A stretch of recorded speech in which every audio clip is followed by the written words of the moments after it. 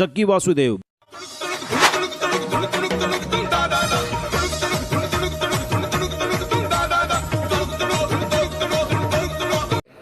तो इस तरह की ड्रामाबाजी इस काल ने करवा दी, हमें निर्लज बना दिया।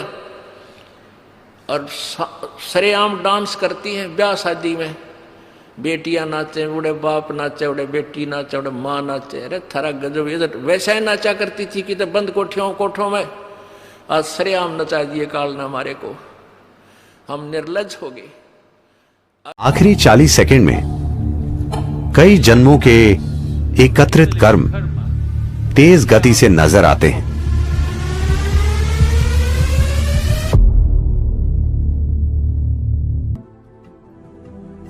जीवन के आखिरी 40 सेकंड में अगर व्यक्ति चेतन है या वो किसी प्रतिष्ठित जगह में है, तो हर इंसान के साथ स्पष्ट रूप से ऐसा होगा। चाहे मृत्यु का कारण कुछ भी हो, चाहे मृत्यु अधिक उम्र के कारण हो या बीमारी, आखिरी 40 सेकंड में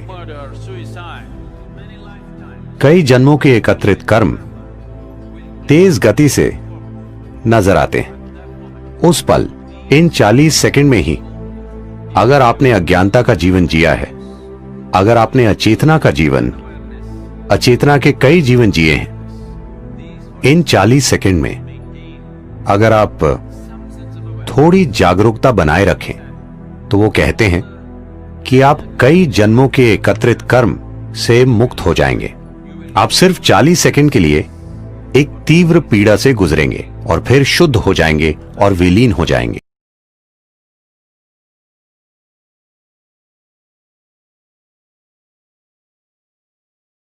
फिर क्या बताते हैं कि बिना भक्ति के ये प्राणी जब संसार छोड़कर जाता है, अंत समय में इसको सारे जीवन में जो जोड़ा था, इकट्ठा किया था और जो परिवार बना था, वो बहुत याद आता है।